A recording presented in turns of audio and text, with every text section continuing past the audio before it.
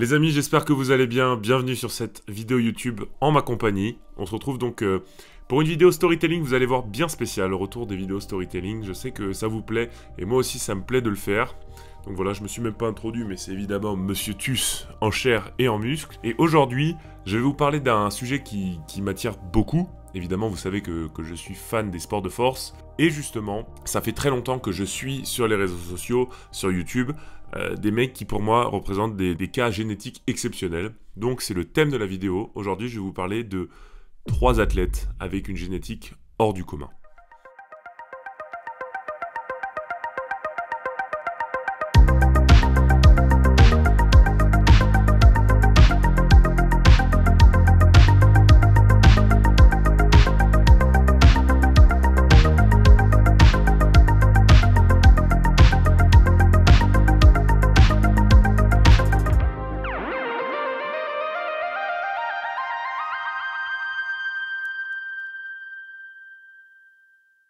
Donc voilà, l'objectif c'est de vous parler de ces trois personnes que je suis depuis un petit bout de temps sur les réseaux sociaux. Il y en a que vous connaissez, il y en a peut-être que vous connaissez pas. Il y en a que vous avez sûrement dû voir dans des edits TikTok, des choses comme ça. En gros, ça va être ça le thème, de trouver des mecs qui ont des perfs absolument exceptionnels et qui font des choses exceptionnelles et qui sont connus du grand public et comprendre aussi pourquoi ils ont été autant mis en lumière. On a en premier donc Larry Wheels. Je pense que vous connaissez tous Larry Wheels. Larry Wheels, c'est ça.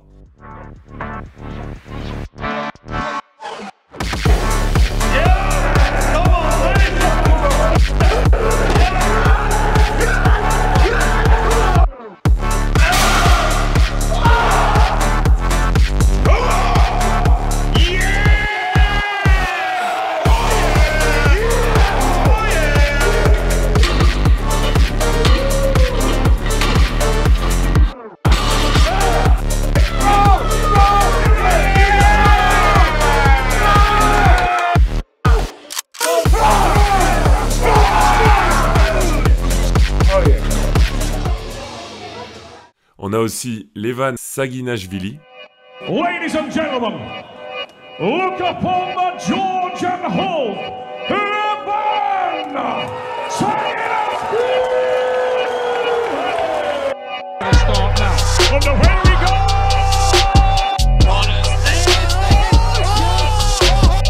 In control. It's just... Try to...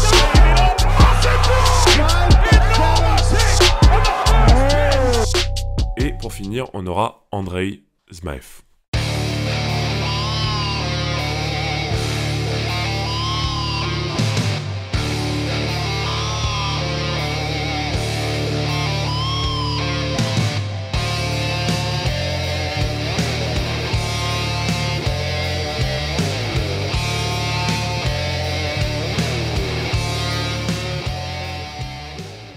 Voilà. Vous avez vu, 3 beaux bestiaux, 3 beaux bébés. Je pense que celui que vous connaissez le plus, c'est Larry Wheels. On va commencer en parlant de Larry Wheels, on va parler un peu de son parcours et qu'est-ce qui l'a amené à devenir la personne qu'il est, avec les perfs qu'il a. Et ensuite, on viendra mettre un petit peu plus en lumière Levan et Andrei, qui sont des personnages, vous verrez, un petit peu moins connus, dans des pratiques un petit peu moins connues aussi, mais qui ont eux aussi des génétiques absolument exceptionnelles. Donc les amis, on va commencer en parlant du premier personnage, Larry Wheels.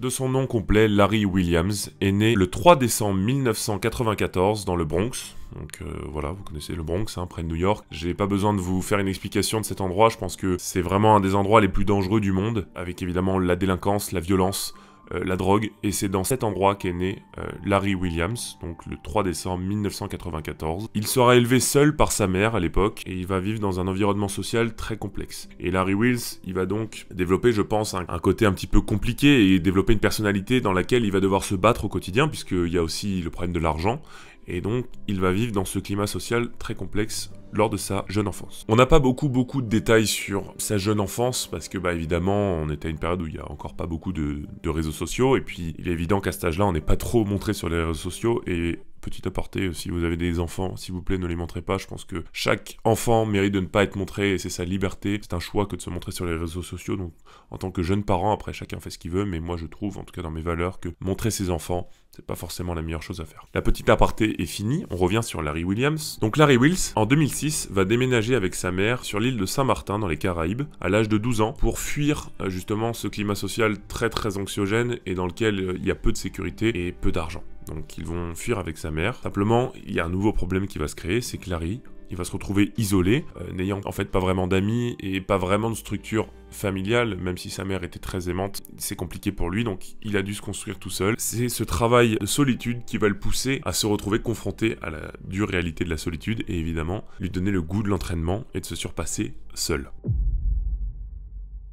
Donc il va commencer un entraînement très rustique, il a dû donc construire lui-même ses propres stations d'entraînement. De ses 12 à ses 15 ans, il s'entraînait seul à Saint-Martin, avec des blocs de ciment comme haltères, des balais pour imiter des barres, ou bien il faisait des tractions et du développé couché tous les jours. Et Larry, il a construit un physique assez exceptionnel à cet âge-là, avec des méthodes d'entraînement pas forcément exceptionnelles, mais la base lui a permis de vraiment poser les fondations sur le corps qu'il va développer plus tard.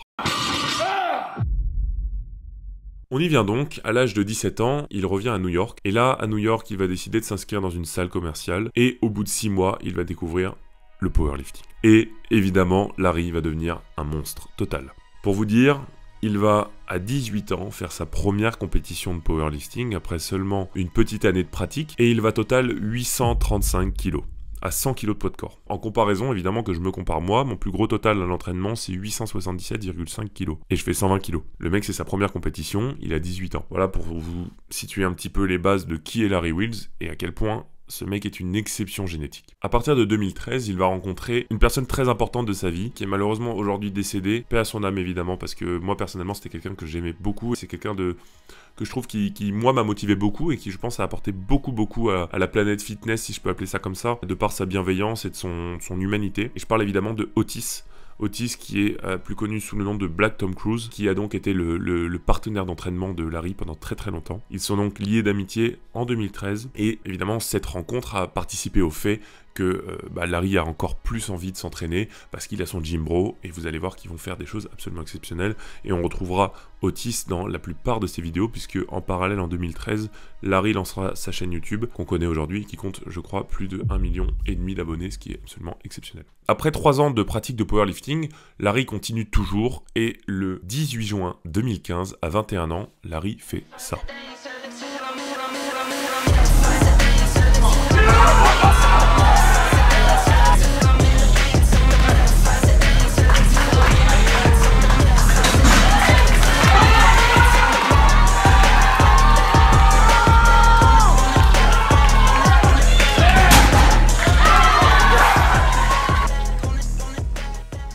« 925 kg pour seulement 110 kg de poids de corps, c'est absolument exceptionnel, encore un niveau monstrueux. Donc voilà, Larry est en train de vraiment inscrire son nom dans le powerlifting. À seulement 21 ans, les gens du power se disent mais c'est qui ce mec, c'est qui ce monstre. Pour vous donner un peu une idée, à cette période-là, Larry il faisait des reps à 220 kg au bench et il s'amusait avec des haltères de 90 en incliné. Un petit monstre finalement. Il explique rapidement son programme d'entraînement, donc lui il s'entraîne 3 fois par semaine, ce qui est pas énorme je trouve, et il fait plus du travail sur du 6 à 10 répétitions, ce qui peut s'apparenter plus à du bodybuilding entre guillemets. Most of my training is actually done in the 6 to 10 rep range. Because leading up to a meet, the goal is to keep fatigue, injury, risk minimum. Et il fait seulement des max une fois par mois, ce qui n'est pas énorme. Say once a month, do I actually go for 3 rep maxes or 1 rep max? Donc une méthode d'entraînement totalement différente, mais qui pour le coup n'a pas l'air de lui desservir puisque il performe à un niveau exceptionnel. Et c'est peut-être, je pense aussi, ça qui explique la raison pour laquelle Larry a un tel physique, puisque Larry a aussi une particularité, c'est qu'il est extrêmement sec. Il est extrêmement fort et il a un physique de bodybuilder. On continue donc sur le power. En 2017, Larry va faire un total monstrueux qui sera le plus gros total de tous les temps à cette époque-là dans sa catégorie de poids. Je vous mets les images.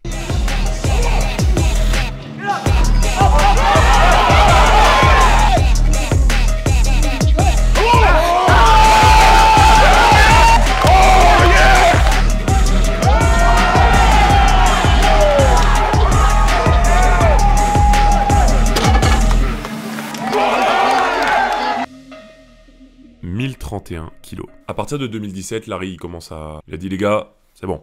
Voilà. Un an plus tard, il va même faire 1041 kg de total à 125 kg de poids de corps, qui encore une fois est le record du monde. Il bat des mecs qui pèsent 140 kg dans la KT, enfin bref, il prend tous les records en powerlifting. Petite spécificité, c'est que je crois que les compètes qu'il fait, c'est en USAPL. Il y a une mouche qui est en train de passer, c'est bon, elle est partie. En USAPL, qui est une fédération non testée. À l'époque, c'était un peu tendancieux et Larry en a parlé à corps ouvert, évidemment qu'il était sous-produit. Mais ceci étant dit, ça ne justifie pas évidemment le niveau qu'il a. Il est de base monstrueux. Il a donc le physique parfait pour le powerlifting. J'étais tombé là-dessus, un gars qui avait fait une analyse morphologique de Larry, et en fait on voit qu'il a vraiment des prédispositions exceptionnelles parce qu'il a des membres d'une longueur parfaite pour le power. C'est très rare d'avoir un physique parfait pour chaque mouvement. Le squat, il faut avoir des fémurs assez longs, des bras assez courts pour le bench, et il faut avoir des bras assez longs pour le terre. Donc au final, c'est compliqué de tout cumuler, et bah le cumul de tout, c'est Larry Wheels. En 2019, il va à Zooculture, chez Bradley Martin, et il fait ce squat.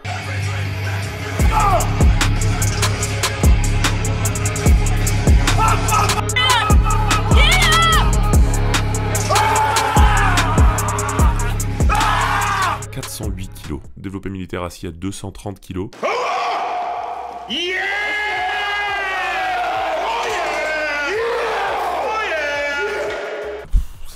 C'est fatigant, tu vois. Et son meilleur développé couché, c'est 306 kg, qu'il avait fait à Dubaï, je crois, en 2019. Let's go, Larry, come on. This way, come on. Come on. Yes! Come on! Come on!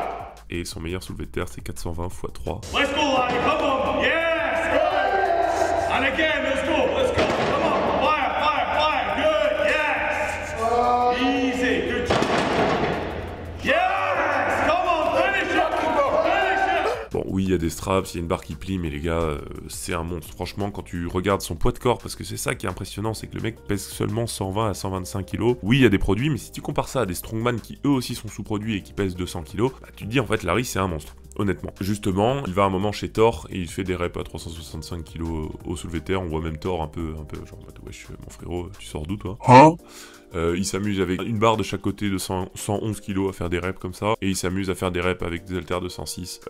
On passerait 40 minutes à vous énumérer les perfs de fou qu'il a, ce mec, mais franchement, Larry Wheels, une exception génétique. Et l'avantage aussi qu'a ce mec, c'est qu'il est absolument polyvalent. La preuve en est, en 2019, il va participer à sa première compétition de bodybuilding, qu'il va remporter.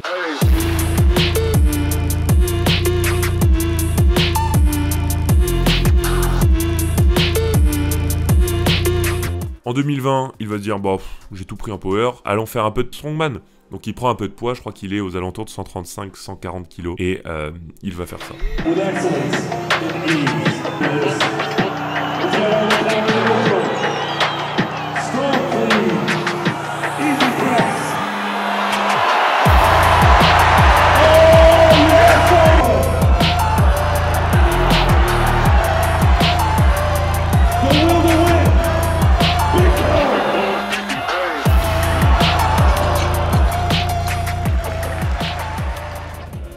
Pour vous donner un contexte, le mec qui a fait le record au log lift, donc soulevé de tronc par-dessus la tête, 230 kg, et c'est Iron Bibi, qui est un mec qui pèse, je crois, plus de 200 kg. Donc voilà, Larry touche à tout, il est polyvalent, il est bon dans tous les sports. En 2019, il va s'installer à Dubaï, il va continuer les vidéos YouTube, puisqu'en parallèle, il développe bien YouTube. Il a aussi lancé une marque dans laquelle il vend des équipements, je crois. Vraiment, il arrive à développer son image sur les réseaux sociaux, il arrive à développer son image dans le sport, enfin, vraiment un athlète aussi très intelligent. Et il va aussi s'intéresser au bras de fer. Bon, il va pas exceller au meilleur niveau, mais il va faire quand même des compètes, encore une fois, pour vous prouver à quel point ce mec est polyvalent. Simplement, bah tout a une limite. Et Larry, il y a un moment, il va publier une vidéo dans laquelle il explique que bah forcément les produits dopants, ça pousse son corps dans une limite absolument extrême, que ça va être très dangereux pour son cœur, ça va être très dangereux pour ses organes vitaux. Et il explique qu'en fait, une grosse raison aussi, c'est parce que bah il subit une pression de la part des sponsors, il subit une pression aussi par les vidéos, parce que voilà, il est connu pour ses perfs. Et si du jour au lendemain, bah, il arrête les produits, malgré le fait que génétiquement il soit monstrueux, bah, il va peut-être régresser 10 ou 20%, et après les gens vont se dire oui, non mais Larry il a perdu. Et ce que j'aime beaucoup, c'est qu'à cette période, bah, il a été très honnête, en fait, il en a parlé à cœur ouvert, et il sensibilise énormément sur les produits dopants. Il explique qu'aujourd'hui, il est passé sur de la TRT, en gros c'est des produits beaucoup plus réglementés, c'est des produits quand même dopants, mais c'est beaucoup plus réglementé, et aux États-Unis je crois que c'est légal. C'est plus, je pense, pour combler les mecs qui ont des manques de testo. Aujourd'hui, Larry, en 2024, il est certes un tout petit peu moins fort, et encore, mais voilà, il a une approche beaucoup plus saine, et je pense qu'il a vraiment pris conscience au bon bon moment. Alors, est-ce qu'on retrouvera un Larry Prime? On en a tous envie, je pense. Mais voilà, je trouve que c'est une très bonne chose qu'il ait mis en lumière le fait que les produits dopants, c'est très risqué. De toute façon, on le sait. Mais voilà, il a été honnête avec ça et je trouve ça très bien. Donc, Larry, un monstre génétique. Pour moi, c'est non seulement une exception génétique, mais aussi quelqu'un qui a permis de développer énormément les sports de force. Et il s'inscrit vraiment comme un emblème de la musculation dans le monde. Écoutez les amis, je pense qu'on a fait le tour sur Larry. Pour moi c'est un exemple ce mec parce que il est parti de rien. Il a subi beaucoup de violence dans un climat où il y avait de la drogue, il y avait beaucoup d'extrêmes en fait. Et c'est peut-être pour ça aussi qu'il a pris des produits dopants parce que lui aussi voulait pousser sa pratique dans un extrême. Et aujourd'hui avec le recul nécessaire, il arrive à faire les choses beaucoup plus intelligemment et il a construit quelque chose d'exceptionnel. Donc voilà, on tourne la page sur Larry Wheels qui pour moi est un monstre génétique sans débat. On enchaîne donc sur Levan Saganishvili, plus connu sous le nom du Hulk géorgien.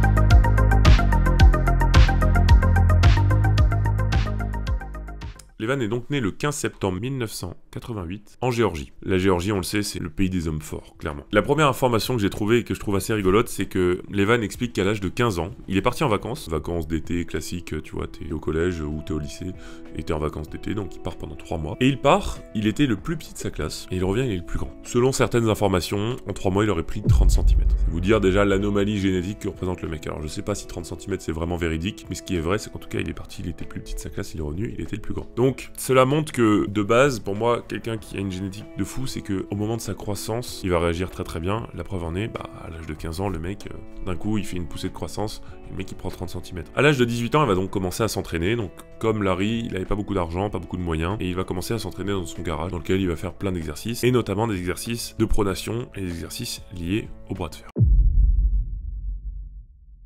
En 2008, à l'âge de 20 ans, il va commencer à réellement s'intéresser au sport de bras de fer. Donc on va estimer qu'il a fait 2 ans de musculation, et c'est en 2008 qu'il va commencer à vraiment se dire « Ok, j'ai des prédispositions ». Il a clairement des prédispositions au niveau des avant-bras et des biceps, qui est un élément hyper important pour le bras de fer. Il va donc faire sa première compétition en 2012, en Géorgie, donc une compétition régionale qu'il ne va pas gagner. La raison pour laquelle il n'a pas gagné, c'est parce qu'il ne suivait pas d'entraînement extrêmement rigoureux. Il explique qu'il travaille en parallèle, il a besoin de se faire de l'argent puisqu'il n'a pas beaucoup d'argent. Et il fait aussi son service militaire puisque le service militaire est obligatoire en Géorgie. Il va donc, suite à cette compétition, commencer à vraiment se mettre sérieusement dans le sport. Et il va même être coaché, il va prendre un coach. Et au bout de 5 ans, le petit Levan, il va arriver en 2017 avec un physique hors norme. Et il va évidemment devenir champion du monde.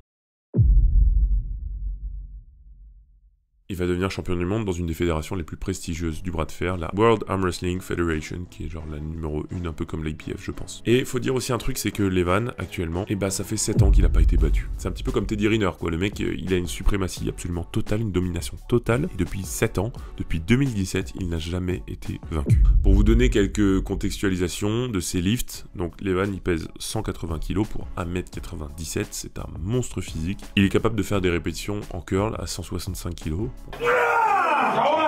That's it! Opa!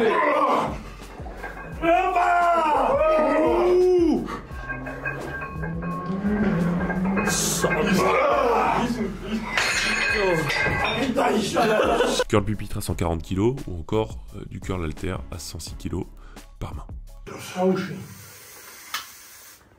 Opa!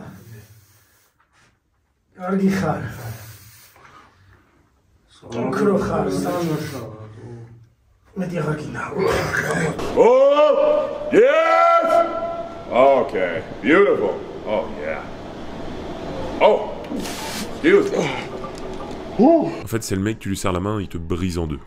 Dites-vous qu'aujourd'hui, c'est tellement un monstre que de tenir face à Levan pendant peut-être 5-10 secondes, c'est déjà un exploit total. Et le mec est polyvalent, c'est-à-dire que en bras de fer, on peut soit être champion bras droit, champion bras gauche. Lui, il est bon dans les deux. Pour vous donner aussi des petites mensurations, il a un biceps de 60 cm et un avant-bras de 50 cm. C'est monstrueux, vraiment monstrueux. Un grand moment de sa carrière, c'est quand il a réussi à battre Devon Larratt en 2022.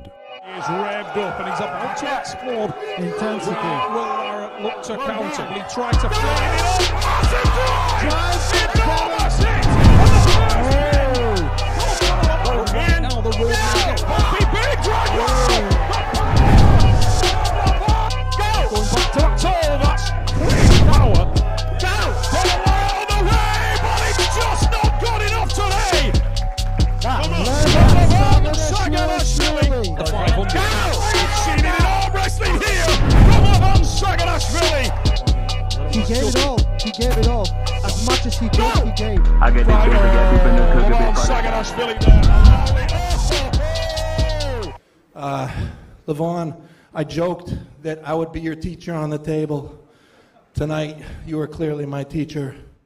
Devon Larratt, pour ceux qui ne le connaissent pas, c'est pour moi la référence en bras de fer. Je l'ai dit tout à l'heure, c'est Levan aujourd'hui, mais Devon Larratt, c'est celui qu'on connaît, c'est celui qui a vraiment démocratisé le sport. Il y a Schoolboy aussi, mais Devon Larratt, c'est prime, c'est vraiment Devon Larratt, quoi. Il bat Devon Larratt 6-0. Alors oui, Devon Larratt est beaucoup plus léger, Devon Larratt est plus vieux, c'est évident, mais quand même.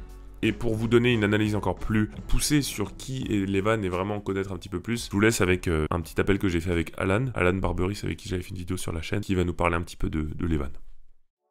Alors moi je suis Alan Barberis, donc je suis pratiquant de bras de fer sportif depuis 2015. Donc maintenant j'évolue à haut niveau. Je suis donc champion de France en bras droit, parce que je ne concours pas, je n'entraîne pas mon bras gauche. Donc depuis plusieurs années, en moins de 100, en moins de 110, j'ai fait différentes catés, et notamment pleine catégorie, donc avec toutes les catégories de poids. Et à côté de ça, j'évolue aussi au niveau international, avec des classements qui aussi vers du top 4, top 5, sur du Europe. Je joue aussi au championnat du monde régulièrement. Voilà, donc assez actif sur le milieu bras de fer. Toi, tu l'as rencontré, Levan Oui, je l'avais rencontré lors d'un Open à Paris, oui.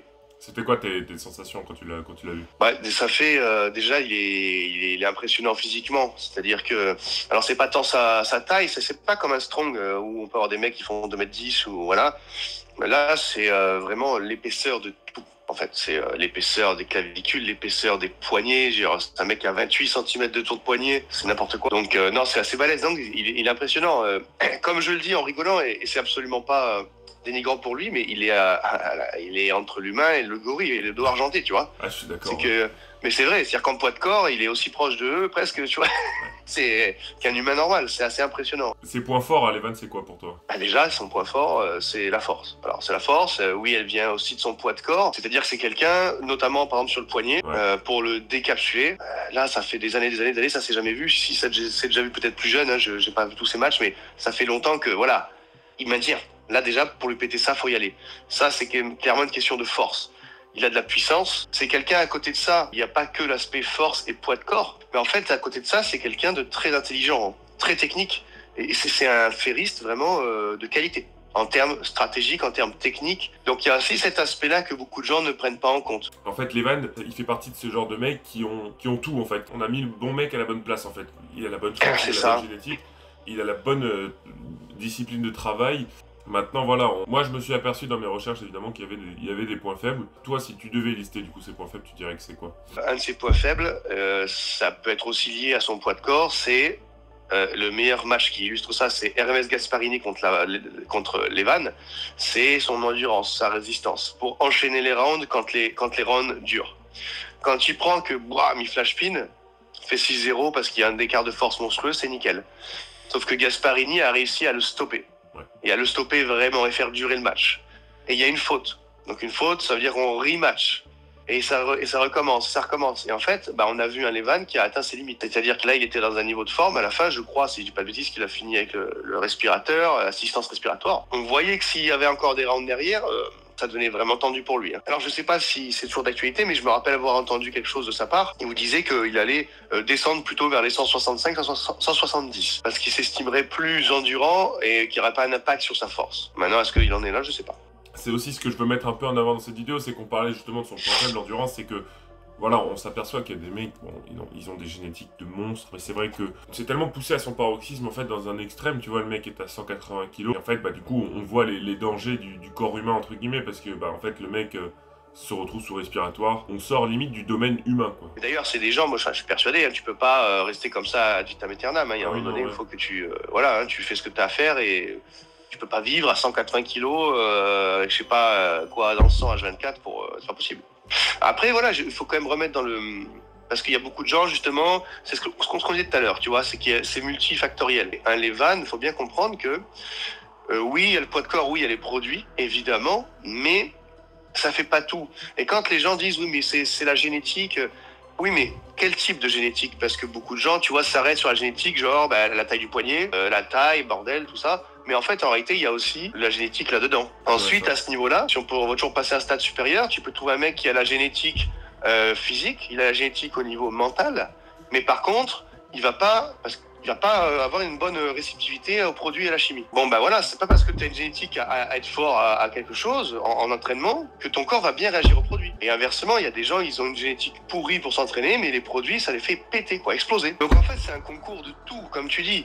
T'es né en Géorgie, t'as les meilleurs entraîneurs, tu as une génétique de fou, tu as un mental de fou, les produits, tu réagis de fou, t'es bien suivi. Et ben voilà, ça fait le 1%er. Mais c'est vraiment multifactoriel. On peut pas dire c'est à cause du poids qu'il soit géorgien, non. C'est tout. Au final, en fait, c'est des monstres génétiques, mais ils ont eu l'intelligence et en même temps le mental pour réussir à, de un, forcément commercialiser leur image. Et en plus, ils ont eu tu vois, peut-être l'intelligence d'esprit de se dire, ok, à ce moment-là, je recule, à ce moment-là, je peux pousser mon corps, tu vois. Enfin, et je pense que c'est justement ça qui fait que aujourd'hui, je pense que des monstres génétiques physiquement, ça court évidemment pas les rues, mais il y en a des mecs avec du potentiel. Maintenant, qui va pouvoir l'exploiter, c'est quand même une grosse différence, tu vois. Bah écoute Alan, je pense qu'on a fait le tour. On fera peut-être je tease pas, mais on verra sûrement Alan sur la chaîne. On a prévu quelques petits trucs sympas autour du bras de fer. Moi franchement, j'avais beaucoup apprécié, tu vois, faire le bras de fer. C'est pour ça qu'aujourd'hui, je suis content de pouvoir en parler. Et vraiment, moi, j'intègre ça dans les sports de force parce que pour moi, tu vois, même toi, tu le disais, c'est un sport complet, en fait, parce que tu te retrouves attaché avec ton bras, mais au final, c'est tout ton corps qui pousse, tu vois. Donc, il y a tout. Bah écoute, Alan, un grand merci, et puis... bah écoute, merci à toi. Allez. Super.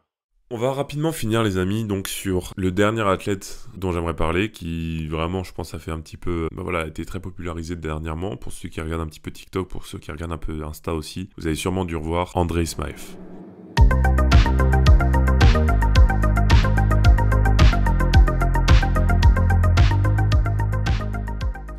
Donc il serait apparemment né à Krasnodar, en Russie, le 4 juin 1991. On n'a pas énormément d'informations sur lui, puisqu'il est resté vraiment à l'abri des médias, des réseaux sociaux. On n'est même pas sûr vraiment de sa date de naissance. Encore une fois, lui aussi va vivre dans un environnement très défavorisé, peu d'argent, un climat social complexe, peu de sécurité. Forcément, le fait de ne pas avoir d'argent, c'est compliqué de bien manger, c'est compliqué de bien s'entraîner. Et c'est des facteurs qui ont limité un petit peu sa performance sportive et son évolution sportive. Et c'est aussi pour ça que j'ai choisi ces mecs-là, parce que malgré toutes ces contraintes, ils sont capables de performer et de créer quelque chose d'exceptionnel. Donc comme j'ai dit, on n'a pas beaucoup d'informations sur sa jeunesse. Ce que je sais, c'est qu'à 18 ans, ce mec était capable de faire un squat à 255 kg. Il était capable de faire 4 reps à 17 ans à 180 kg au bench. Il a un terre à 260 sans technique, capable de curl 100 kg à 17 ans. Il explique dans une vidéo qu'à cet âge-là, son but c'était de ressembler à Arnold, d'avoir les mêmes bras qu'Arnold. Donc il était extrêmement développé du haut, mais il travaillait pas le bas, pour le coup. Donc c'est assez rigolo, vraiment le gym bro de base. En 2020, il y a une vidéo qui est faite sur lui, c'est un peu ça qui m'a mis le doute sur son âge, parce qu'ils disent en 2020 qu'il a 22 ans. Selon mon analyse, en 91, s'il est né en 91, il aurait 29 ans. Je sais pas très bien. Il explique qu'il est papa, donc papa a 22 ans aussi, on sait pas trop. Bref, à cette période-là, donc en 2020, il fait sa première vidéo vraiment proprement parlée, dans laquelle il parle. Il explique que lui, vraiment, les réseaux sociaux, être mis en lumière, c'est pas du tout ce qu'il veut. Lui, il veut vraiment s'entraîner pour lui, et pour montrer à ses enfants que il est capable de se donner les moyens dans la vie et de se battre. Вот эти все гири, вот эти две 32-шки, вот и вот. Вот тогда он мне как раз мужчина. Он работал охранником в техникум, где я учился.